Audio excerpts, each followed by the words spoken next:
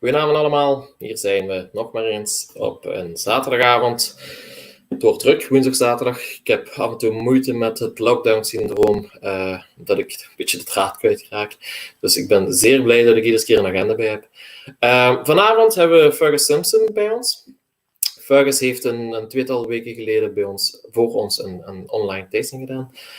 Ik weet dat een aantal van de kijkers er ook bij waren. Gedurende 2 uur lang heeft hij gesproken. Geen enkel moment heeft hij verveeld, dus ik ben zeer blij om hem vandaag te verwelkomen. Hi Fergus. Hi, how are you all? Yeah, glass. You started drinking already. That's a good thing. Yeah, well, somebody's got to do it. Nice little 29-year-old Springbank refill sherry. Okay. Yeah. Is there a bottle of it? Yeah, it's just a little cask sample that I've pulled out. I don't think we're going to bottle it this year. It's probably going to be next year. You know, that's the way things go. Okay, but it will be bottled for Duncan Taylor brand. Yeah. Okay, looking forward to that. Yeah. Fergus, it's nice to see you again. Last time it was everyone. Yeah. 2 weeks ago, we talked a bit. Actually, you did a lot of talking. I talked a bit and you listened a bit. Yeah. I was sitting in the back like, how does he do it? Tonight it's all about you and Duncan Taylor. So, and I start out with an easy question. How did you get involved with whiskey in general, and how did you get involved with Duncan Taylor? Yeah, because I seem to know so much. People think I've been in the whiskey industry all my life. Yeah, I thought so too. No. I started in the whiskey industry only fairly recently. Okay. 2007. Okay. Born in 1953, but I've always drunk whiskey. I'm from Scotland. I'm from Aberdeen. There were lots of things going on when I was younger. And so I did many things in my life. Hi, Shilton. Yeah, so I'd done many things, and I was a school teacher for many years. I lived in Germany. I lived in Italy. I lived in India. Different things, doing different things. Came back to Britain in the mid-80s and trained and started off as a school teacher. So I worked as a school teacher for quite a few years, and then in 2011 had enough, decided I'd retire and move back up to Scotland. My wife is from Sweden, and so we came back up to Scotland, and then it was pretty boring sitting at home. So I looked for a job that I could do just to keep me going. And I saw in a newspaper, a local newspaper, wanted tour guides for Glenfiddich Distillery. Okay. Okay, I can do that. You know, and it was nearby, I presume. Sorry? It was nearby your house, I presume. Yeah, Glenfiddich Distilleries, we're just about 15 kilometers from Dufftown here. I live in Huntly. And so I applied. I've always liked whiskey. I thought, oh, that's good. I could do that. And I went and saw a guy called Brian Robinson. He's now the distillery manager at Ballindalach. Okay, he was then the visitor centre team leader at Glenfiddich at Dufftown. And he said, well, Fergus, you're actually a bit older than most of the people. You know, come and do this, because if you ever visit the distillery in Scotland in summer, you know, when they're open after this, then hi Vera, then you'll see it'll be a student on summer holidays takes you around. Okay, so but they needed people from Easter right through to November. And of course, the students can't do that, so he said, okay, we'll give you a job. And it was great, loved it. Good company to work with, you know, good training, and that's when I got into the whiskey industry. Okay. So I did 5 years with them. After my first year, I became a senior guide, so I was doing all VIP tours and trade visits and journalists. And then the last year I was there, I did a summer working at Balvenie, because Rob McPherson was a guide there. He was ex-distillery manager at Longmorn. He retired, and so I carried over the summer before David Mayer came back. He was their global brand ambassador. He came back and took over, so I did a summer working at Balvenie. As a brand ambassador? No, as doing the distillery tours. Okay. Yeah. And so it was great. It was great. Initially it was really good because my wife was still working. I mean, that was the one reason why I wanted to get a job. I mean, just sitting at home all day, it was really boring. And then Brian found out that I spoke Italian, and that was it. I never got a weekend off again, because on Saturdays and Sundays at that time, that's when all the Italian tour buses came. So I'd take 50 Italians around Glenfiddich Distillery speaking in Italian. And so I had days off through the week, and I used to go down, because I was an employee, I just used to go down and sit in the still house. Okay. Balvenie's still got its pretty much everything. There's maltings there. I'd go down and see Robbie Gormley, who's since retired, in the maltings. And he'd say, okay, I'm not going to chat with you unless you work. And he had me a wooden shield, and we go round the maltings and talk about some of the stories about the old days, about different things. Dennis McBain, the famous coppersmith, he's still working, part-time, not as coppersmith, but helping out with ambassador stuff. He was 62 years with William Grant. Who works 62 years for one company now? Nobody. Yeah. Nobody. So it was great. So I learned an awful lot. I did 5 years there, and then an opportunity came up. I went to work with Duncan Taylor. I ran their retail store in Huntly, Whiskies of Scotland. So I did 3 years. In their shop, you mean? Sorry? You worked in their shop. Worked in their shop, yeah. Ran their shop. No, this is out in our. This is our current headquarters. Okay. That's our the reception area with some bottlings.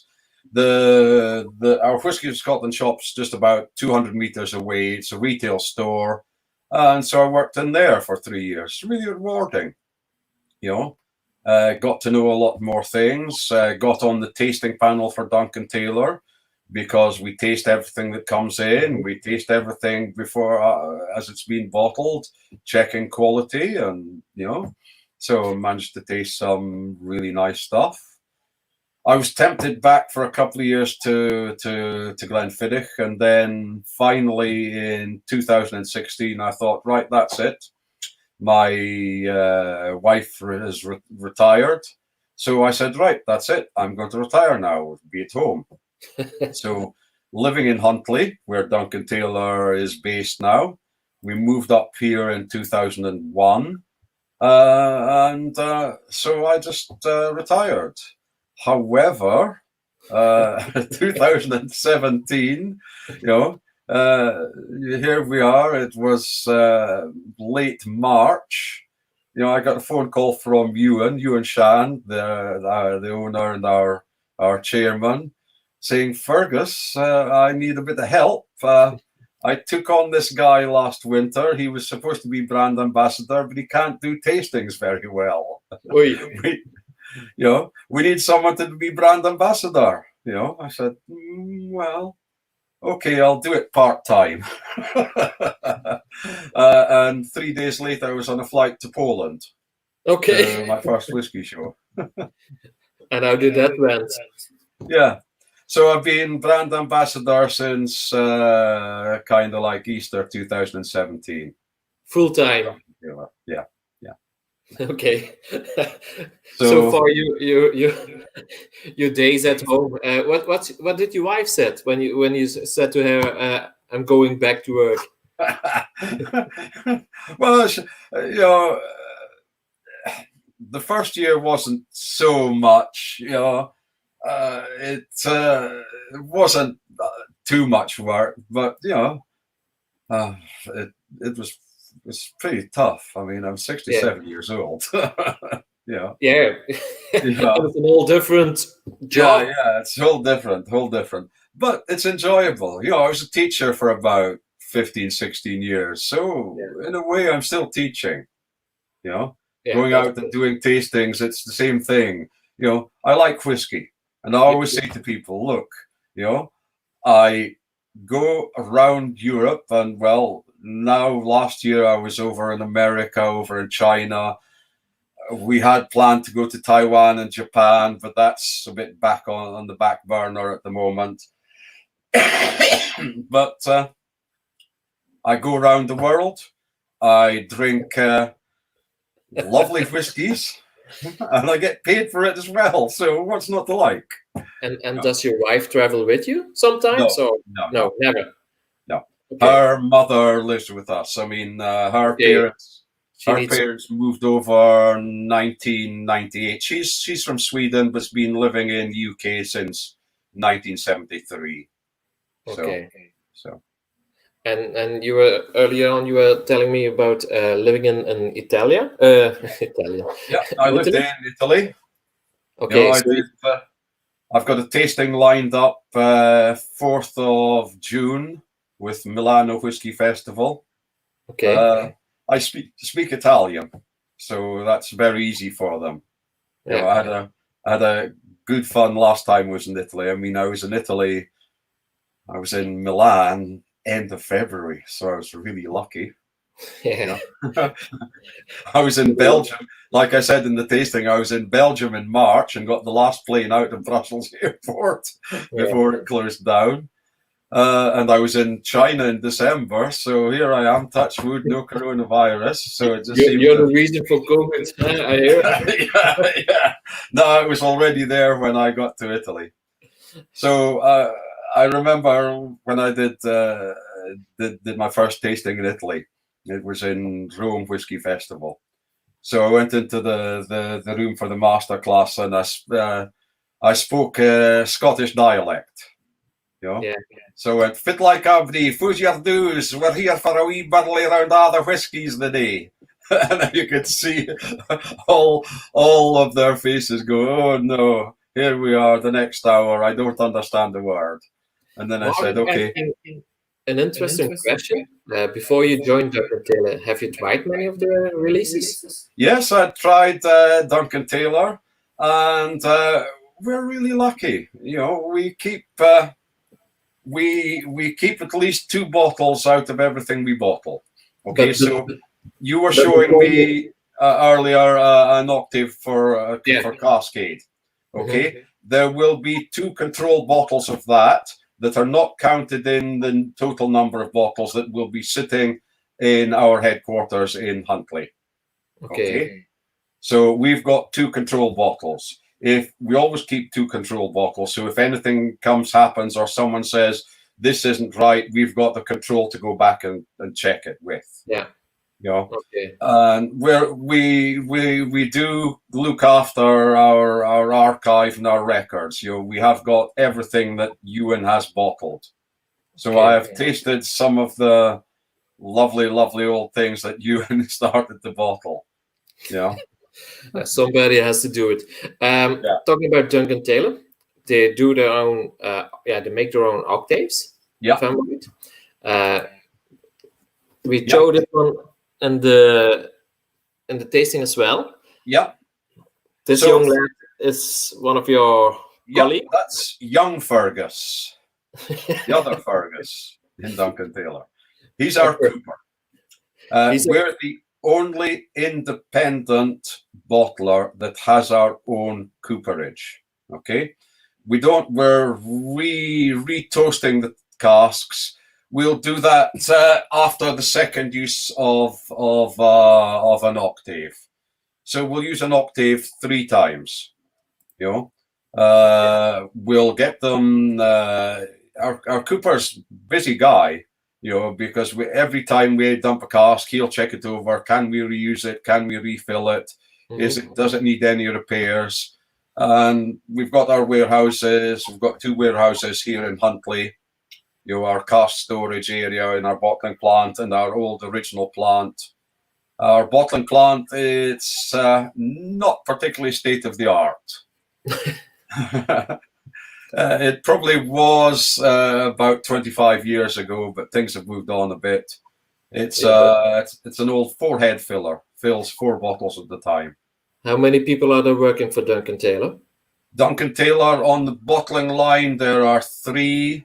Our bottling hall manager who does that. There's 1, 2, 3 do the cask storage and the whiskey. We have Cryle who does the cask inventory and calling in the casks. Who else have we got? We've got 1, 2, 3, 4, and the receptionist 5. Sales another 1, 2. So probably about 14, 15 of us. Okay. It's a small business, but at the same time, it's a big business. Yeah. International. I mean, USA is our biggest market. China has gone from, in the last 2-3 years, has gone from nothing to pretty big. And what is the reason, you think? Well, we have a blend. You see, Black Bull, and that's doing very well in China. We do an 8-year-old of it for China. I don't know if you know, but 8 is a lucky number in China. Okay.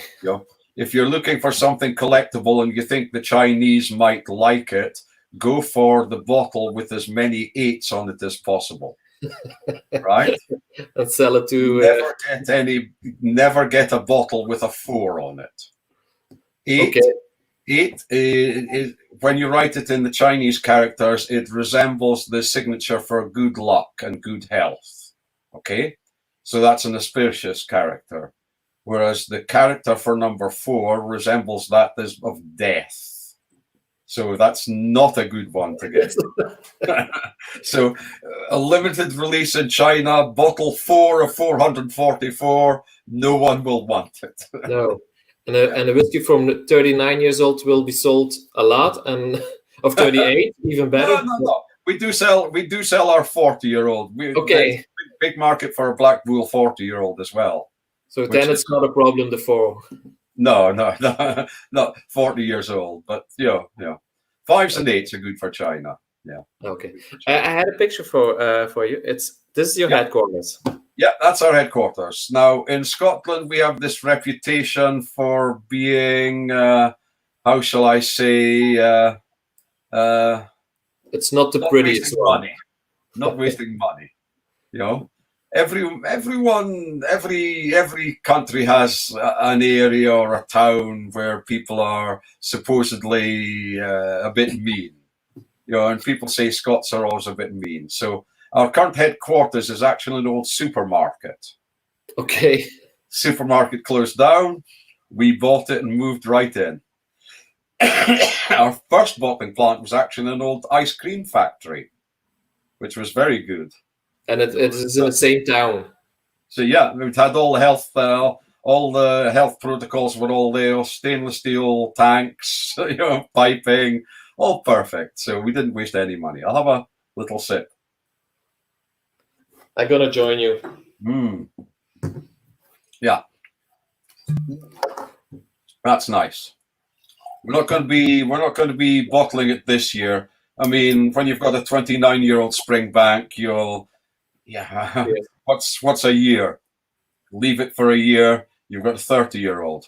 It's always easier to sell a 30-year-old than a 29-year-old. Nice dark chocolate.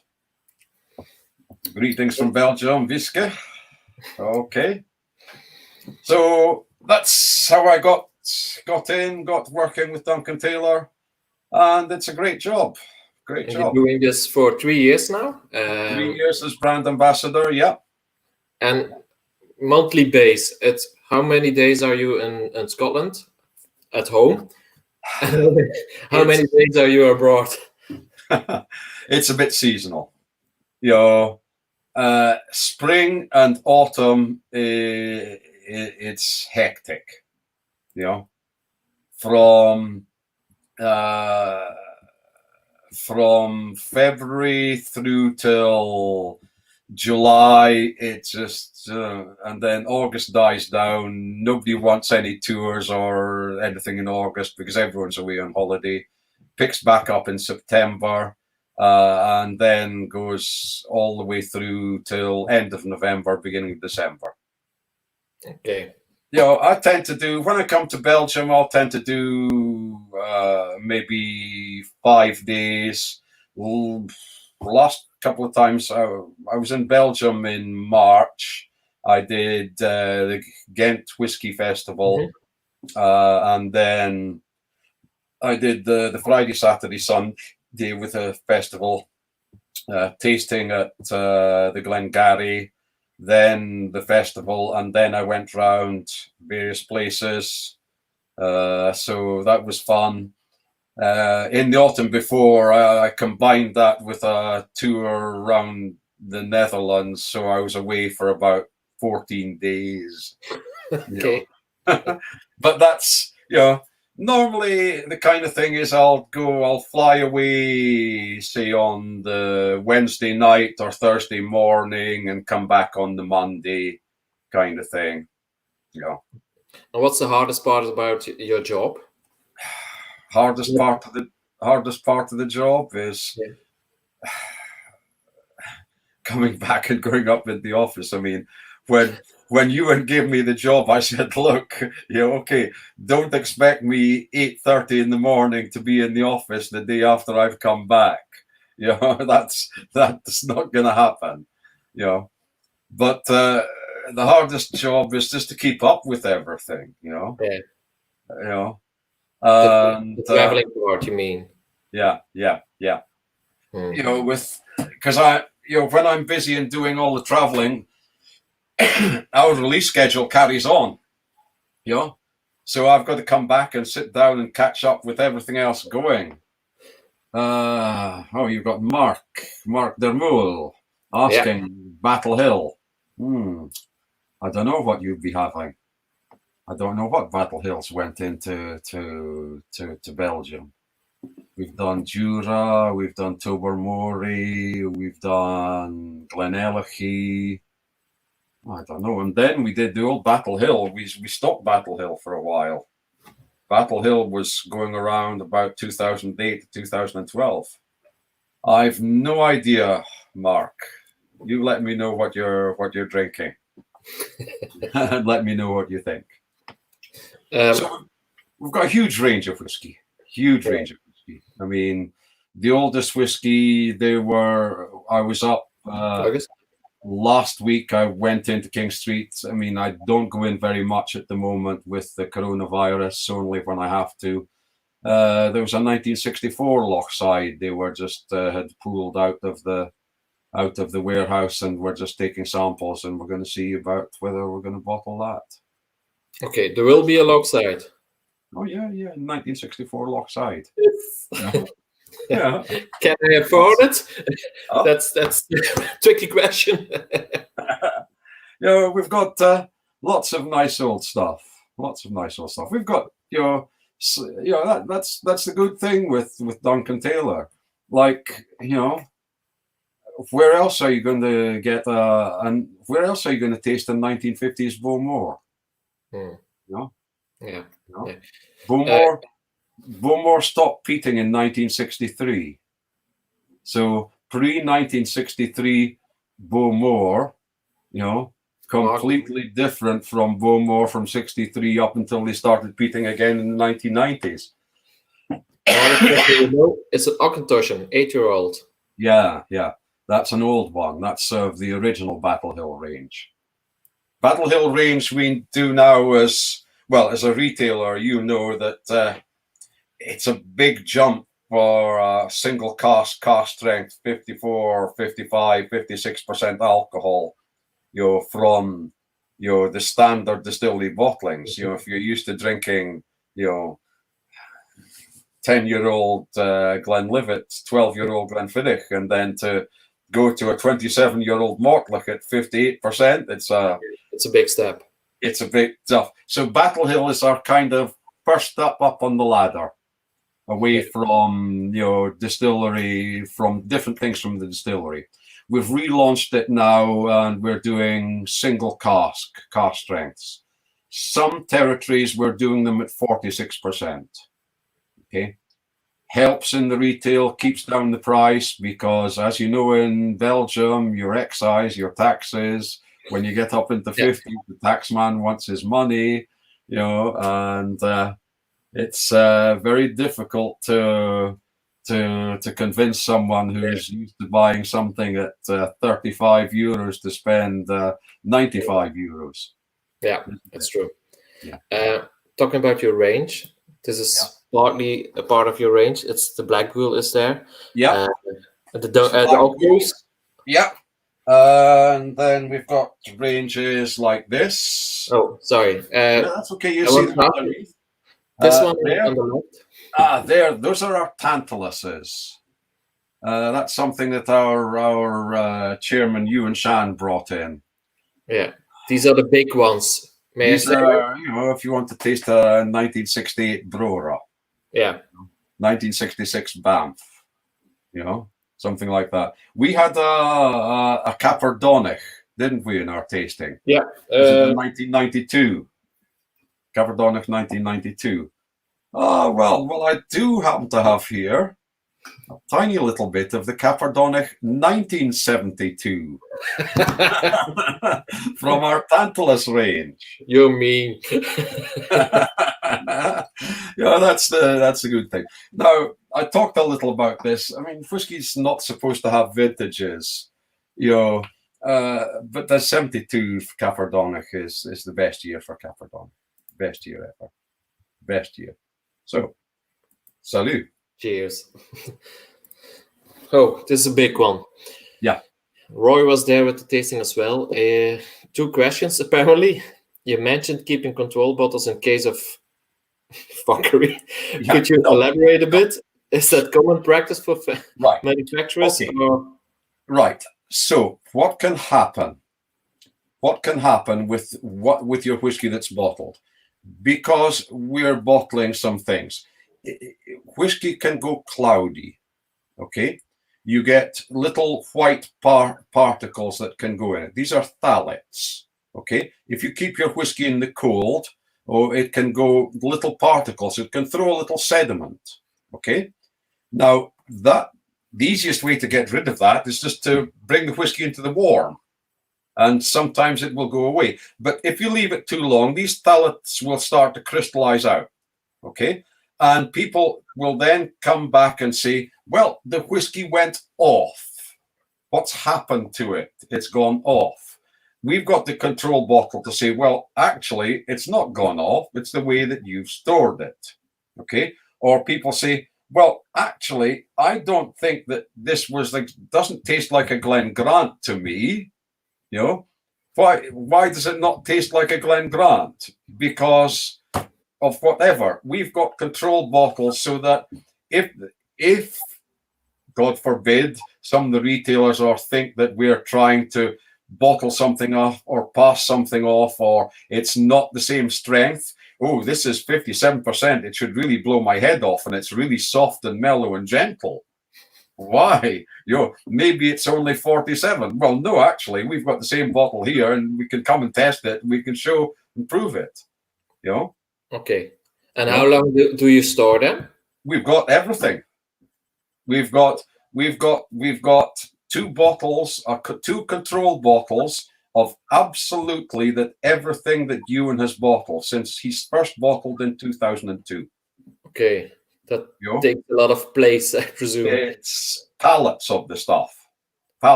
Yeah. Okay. Every 2 or 3 months, we've got a little area, a little cage where we keep more or less the current stuff. Okay. But once, for example, you might get an exclusive from Claudian Premium Spirits in Belgium, and then when it's gone 3, 4, 5, 6 months later, we will take it out the cage and put it into storage. Start off, build another pallet, and then top it up. Darius, we were talking about Lex before. Yeah. Hopefully we'll see you in the autumn. Hopefully you and Dimitri can sort something out. So we've got, like I say, literally pallets and pallets and pallets and pallets of control bottles. Okay. And every now and then, Ewan, at Christmas last year, I was around with Ewan in his house, and he said, I fancy something to go back in time. And he pulled out I think it was the second thing that he ever bottled in 2002. Okay. That was a 37-year-old Glenlivet. So that's what I was drinking with Ewan at Christmas. With Ewan, a 37-year-old Glenlivet, bottled in 2002. Second thing that he ever bottled. I don't want to know what's the price of that. It's nice to have this kind of library. I mean, it's very different. I worked 8 years with William Grant, so 5 years and then another 3 years. And they've got a nice archive, but in the 30s, 40s, 50s, even in the 60s, people didn't do that.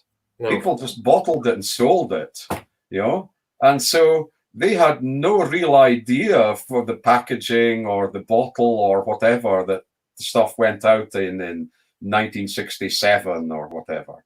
Ewan doesn't do that. We've got a library, historic library. It's an archive. And does he do the same thing with the rums? We've got rums. Yeah, we've got rums. And he stores them as well. 2 bottles aside. Yeah. We've got a new range of rums coming out. What did we got? Oh, we got. Let's have a rummage. Working at home is fairly different with you. Yeah. Babrancourt Haiti. And there's another one. I can't find where. I had a nice Coroni as well. I don't know where that one's gone. So that one that's coming out. There's a really nice guy that works from Premium Spirits, Thierry Dijon. Yeah. He does the South, works in Wallonie. Really nice guy. He doesn't speak English, and my French, quel dommage, je parle assez bien le français. Better than mine. Together, but he likes rum. Rum goes very well in southern Belgium. Yeah. So I took him over a nice little, about 15 cl of a 26-year-old, I think it was, Coroni that we had. That this we'll eventually bottle. Okay. Yeah. Big plans. Yeah. Well, the first rums we bottled, the liquid was great.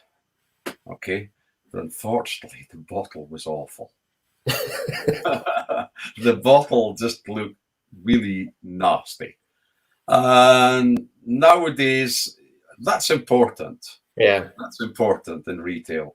It not only must be good inside, but have a nice kind of presentation. Because a lot of people, yes, okay, we're all whiskey nerds. We don't care. You pour it out of a plastic lemonade bottle. If it's a, 40-year-old Lagavulin, who cares? Yeah. It's in a glass, you drink it.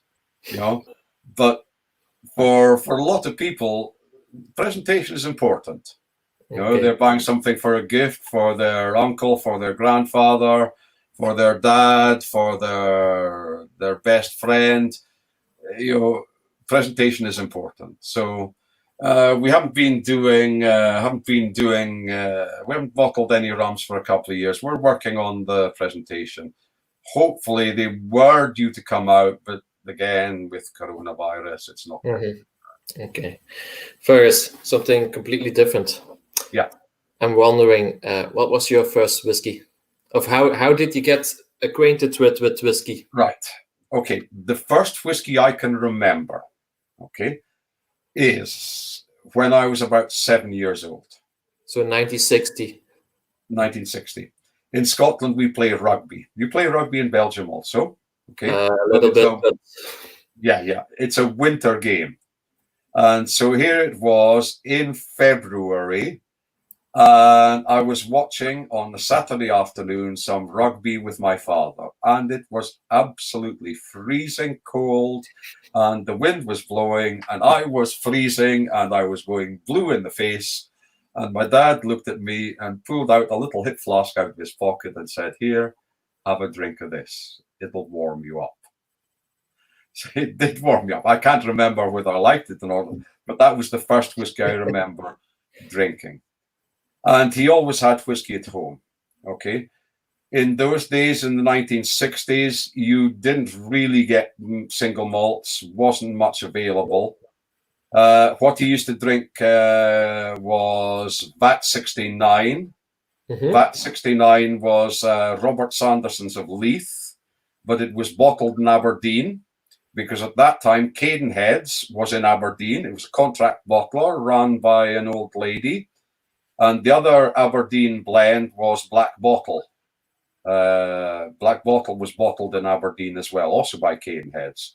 So they were the two main things. I mean, up until the mid-60s, the only malt you could get, well, you could get it here in the northeast of Scotland, was from Gordon MacPhail. They bottled George and J.G. Smith's Glenlivet. Okay, they were bottling Glenlivet at the time under what they call their distillery labels. And it's a whiskey I'm still partial to, is an old George and J.G.'s. You know, they still bottle it. Okay. But, you know, times have changed. The Glenlivets are not quite like the Glenlivets that the 60s. No, I can imagine that. Yeah. So that's the first whiskey I can remember actually drinking. And then through and through drinking various things. I remember when malt whiskey appeared on the scene. First was your Glenfiddichs, and then your Glenlivets, and Glenmorangie was big for throughout the 60s and 70s. Then Distillers Company, which became Diageo, launched their single malt series. So you got things like Talisker started to be more available. But so, you appreciated even then, the 70s. Okay. Yeah. Sure. Okay. Because my father liked the whiskey, and you couldn't go to the bar. You've got to remember that, the late 70s, there was an absolute whiskey loch. There was far too much overproduction. That's why, with the big crash of the 80s, all the distilleries closed down in 83. Too much whiskey. And I go onto the auctions. It's not so, because people have got wise to it. The Blair Athol from the last tasting. Yep. Yeah. Okay. So people have got a bit wise to it now. So I used to go to the auctions and buy the old blends from the late 70s, early 80s, which were cracking whiskies. I don't know if I said, but Famous Grouse, an Edrington blend, up until 84, 85, from the late 70s, they were putting things like 15-year-old Macallan in it, 12-year-old Highland Park, because they just had too much. They just couldn't sell it. What do I do? Okay, we'll put in the Famous Grouse. So a bottle of Famous Grouse from the late 70s, early 80s can be unbelievably good whiskey. Like nowadays. And it's still payable. Still available. I used to be buying things, £6-7 a bottle at the auctions. People have got wise to it now, and if it's the seal is good and it looks good, and I mean, if you really want to find out what whiskey was like in the 1980s, there's a really, really good book, The Schweppes Guide to Scotch. Okay. Find that on the internet. You'll find it in a book, Schweppes Guide to Scotch. It's written by, is it Philip Morrison or Philip Morris, someone like that. And it was written just at the start of the 80s. So if you want to find out which blender made this old blend, or what blends did Robertson and Baxter have? Okay, Robertson and Baxter at one time were the bottlers for Macallan. MacDonald and Muir, okay? Owners of Glenmorangie, what did they used to bottle, and this and that and the next thing? All the old brokers, all the things. That's a book to find. Okay. That's so we got a tip for that. Bert is asking, there are a lot of new distilleries appearing all over the world. How do you keep track on those on source cask, Duncan Taylor? How do you keep a track on those? Well, some of them, I'll be honest with you, the ones that are easy for us to buy are probably not going to be the casks that we are actually buying. Okay, they haven't got a track record.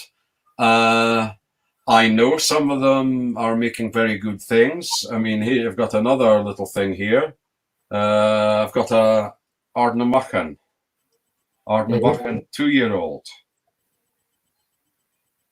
Nice color, isn't it, for a 2-year-old? 2-year-old? Wow. 2-year-old. That's the people behind the Delphi. Okay. They're Ardnamurchan that. So a lot of the distilleries, I mean, for example, Ballinadaloch, I talked about Brian Robertson of Ballinadaloch giving me my first job. He sells to privates 30 casks a year maximum.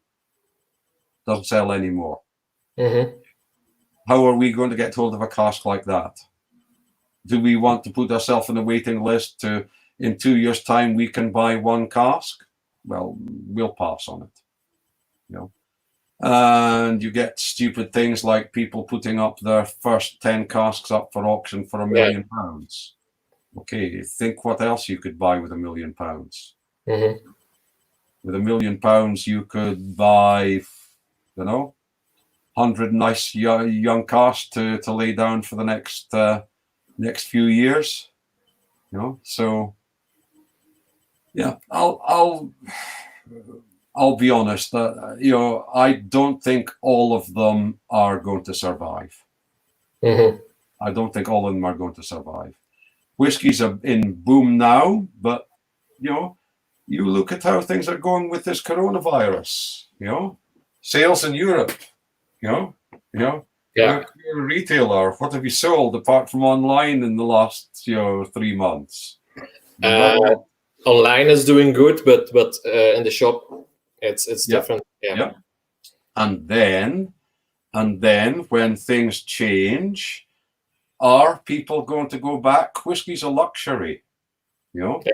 They've run down all their reserves. Okay, a lot of people money's going to be tighter. Yeah, okay. Yeah, I like to drink a nice Capardonnach. Okay, okay. You want to drink a 1970s Capardonnach?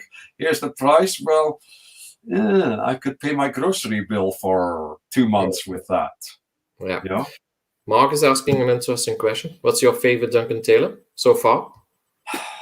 If I have to be pushed, if you really push me, Mark, to choose one, he's pushing. Start the Glen Grants, the 1970 Glen Grants that we were releasing in 2003, 2004, 2005. They are unbelievably good. They're the classic old style, old sherry cask, not, when sherry casks were sherry casks. That's another thing not getting started on. Old style sherry Glen Grants that are rare nowadays. So I love that style of whiskey. That's Capardonic. Capardonic was Glen Grant #2, trying to make that style, but the old Glen Grants. But if you really put me up against the wall and have to choose one thing, I choose our 1969 Tom and Towel of stuff that we have bottled. That's unbelievably good. Tom and Towel, you think, here's a distillery. It's not got the name, but, good whiskey is good whiskey. Every distillery can make, if they make good whiskey, if it's made well, put into a good cask, and matured. The 1969 Tom and Towel that we bottled in our Tantalus range, to me, it's like, when you smell it, it's like walking through an orchard in spring full of blossoms. And you get the grassiness, the floral. And then when you taste it, it's like writing into ripe cherries and peaches. And it's just so perfect. It's the exact opposite of the wood-driven. I mean, too many recent releases from many of the distilleries, they're wood-driven. You taste the cask, you don't taste the spirit. And that's because the spirit is not, the accountants are in charge. Okay. It's bold, but it's true, but the bold statement. Yeah, well, so you say to Diageo, okay, you have all these distilleries. Why don't you bottle them as single malts? And the truth is, because you put them one up against the other, and most of them are pretty interchangeable. There's a few of them that have distinct distillery character, but in the whiskey industry, there's an awful lot of just basic bulk whiskey. And they've got their act together. Whiskey, the average standard of whiskey is much higher now. Okay, I remember in the 1970s, you used to taste some stuff and you go, my goodness, this is awful. That's rare nowadays. Okay, that's much rarer. Okay. For us as independent bottlers, that kind of whiskey we don't bottle. We don't bottle that.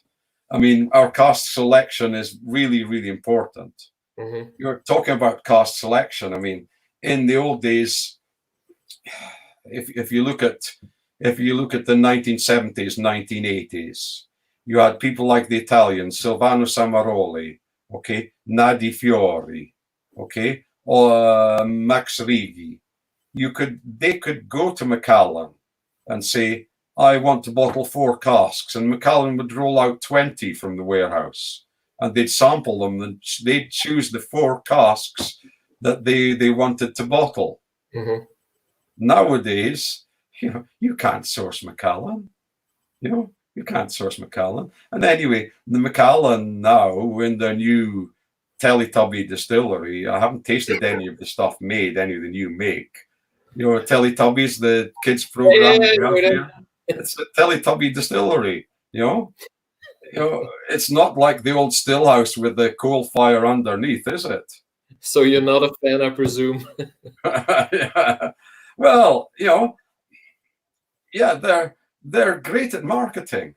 They're great at marketing. And good luck to them. We've got some lovely Macallans. But we've got a 1969 Macallan, but it retails now in the US at $30,000. Okay. Right? So the number of people that can afford to do that, to drink that, who are our biggest customers are the casinos at Las Vegas. The Chinese billionaire used to, before the lockdown, used to go to Las Vegas for the weekend. And so the casino would know he's going to lose 10, 12 million over the weekend. So he sits down at the gaming tables and a bottle of 1969 Macallan appears beside him.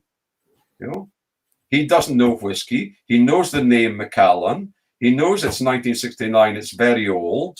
Okay. And you can see on the bar list that it costs $30,000 a bottle, and he's getting it free because he's playing at the tables. Yeah. So he'll sit and drink it with Coca-Cola. You know? But that's the whiskey market. Yeah, it's true. Marcus was asking before, Black Bull 30-year-old is one of his favorites. Are you allowed to tell us what's inside? No, unfortunately not. There is some of that distillery that we had been talking about just recently, the Teletubby one. Okay. There's some of a distillery. Jim McEwen used to be a distillery manager of, and he was actually the person that put it together. Okay. It was put together in 1979 by Jim McEwen for our then owner,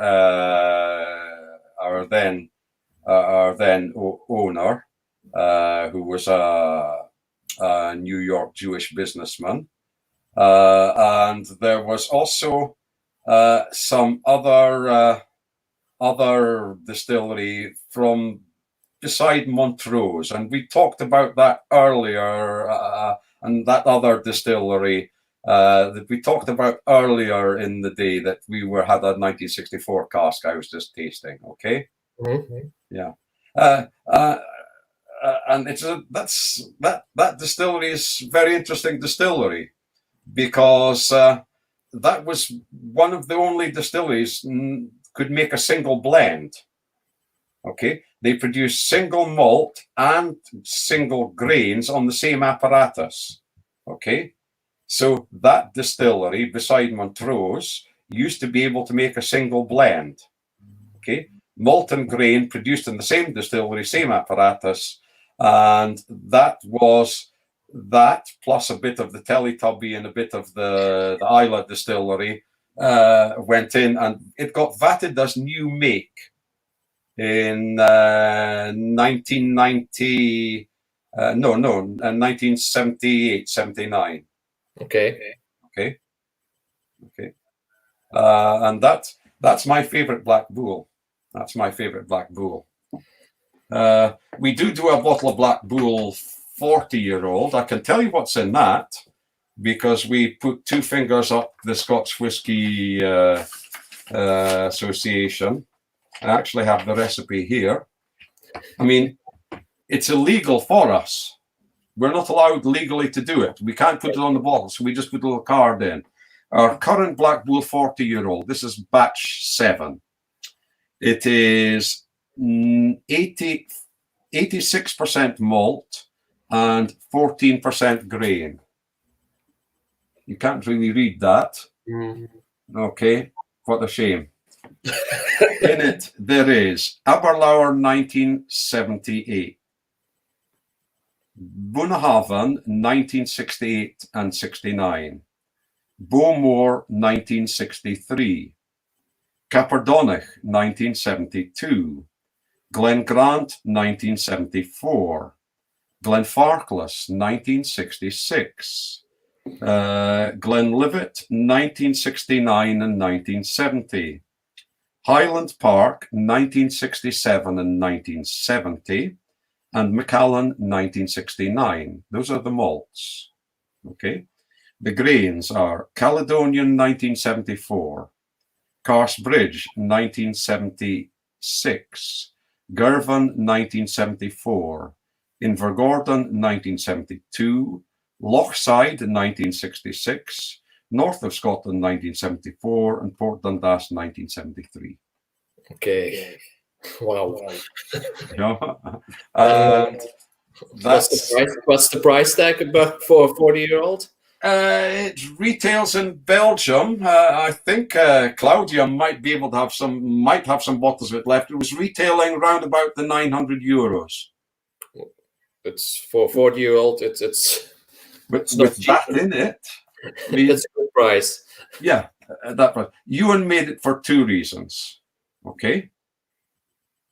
One, we can. We can put these things. Who else is going to get 1966 Lochside, 1969 Macallan, 1967 Highland Park? You know? Highland Park is notorious. Highland Park, we watch our Highland Parks very, very carefully. Highland Park can go along, year by year, 43, 42.8, 42.7, and then all of a sudden 1 month go from 42.7 to 39.8. So if you don't watch it, you don't watch carefully Highland Park, you go from something old and rare and worth a lot of money to something, well, yeah, we can make a blend with it. Yeah.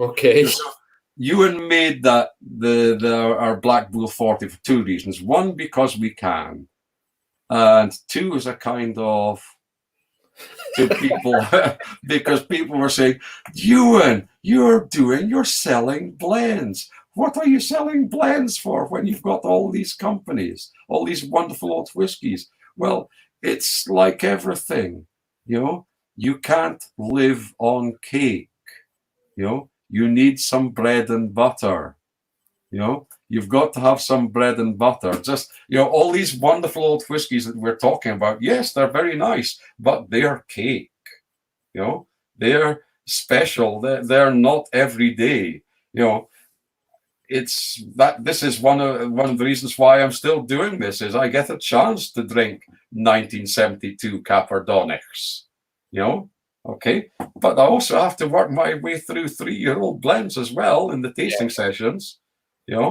so you can't live with cake alone. So when people were going, what are you doing blends? Well, we sell, container loads of blends to China, and what's wrong with that? People get awfully worked up about things. Fergus, you're 67 now. How Yep. long are you going on? As long as it's fun. It's less fun with this coronavirus because I'm stuck here in Huntly. And 2 hours I did for you the other week. It's hard. It's hard, 2 hours in front of a screen with very little feedback. When I'm standing up in front of 40, 50, 60, 100 people, it's a very different thing. You can see people are enjoying it. You can see people are interested, and it's nice to go to all the whiskey shows and meet people like Shilton and all the other people, from all the other places. It's nice to all meet up and go for a, but my problem with the young guys is they sit around and drink a lot of beer after a whiskey festival.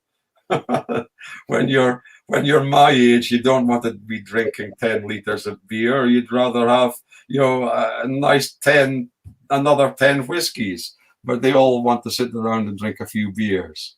Yeah, that's the thing.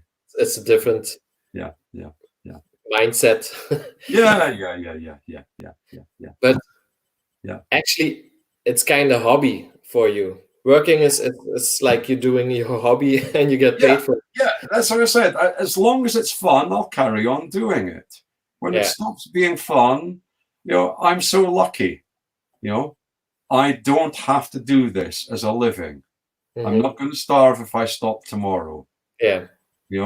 So I'm perfectly okay. I've already retired twice. I retired as a school teacher. I retired from William Grant's, and I'm still here, still doing things. When it stops being fun, that's when I stop doing it. Okay. Yeah. Okay. I have an announcement to make for the next show. The next show. Please go ahead then. Yeah. I think you know her. It's Juliette from Glenallachie. Juliette, she's a really nice lady. Yeah, nice lady from France. Yeah. And then there's another show we have to mention. It's about Beacon Spirits and Liquid Art, Belgium. Yeah. Ben and Butler. They're doing a tasting for us on June 13th, after the show, of course. And it's Bert who's doing the talking. I'm curious if he goes talking about 2 hours. Okay, here he is. Chilton is watching as well. Yeah, I know it is. It is Chilton. Yeah. Okay. Yeah, some places are hard. I mean, there's a festival in Poland in a place called Jastrzębie and it's really, really nice. Don't get me wrong, but it's hard work. You start work there 8 o'clock in the morning, maybe 7:30. You're putting up the stands, and they close the doors at midnight. You do that for two days in a row, and that's hard work. But getting out on the road and going around and meeting people, I'm missing that. I am missing that. Okay. We are at the end of our broadcast. The last few weeks, we started a new thing. It's our guest who's having the last word. That's why I did the announcements. If there are any people who want to join us in the line tasting with Liquid Art and Beacon Spirits, they can subscribe at our website, zeker.be. And now I'm going to leave you, Fergus. Yeah. You have the last word. So I hope you've all enjoyed it. Wait. Oh. You're too fast. I will go out. See you in the back. Yeah. So, ladies and gentlemen, it's been a pleasure talking to you all. It was great. Keep on drinking your whiskies. I'm doing an online tasting tomorrow on the Duncan Taylor Facebook site. It's grains. We have another one coming up in June. You can get a little peek at it. We're doing something because, when we do these tastings, we try and not put in too many peat. And I said, well, look, we're doing this, that, the next thing. Let's have one for the peat freaks. So the one after our grain, we're going to do with Duncan Taylor, the reek of peat. And we've got some really nice things with that, including a nice single cask 21-year-old Lefroy for you. So that's a little taster. So thank you all. It's been a pleasure to talk to you all. Anything you'd like to ask me, just ping something through to the info at Duncan Taylor. I'll pick it up. Enjoy your whiskies, and great to see you all. Thank you very much, and slán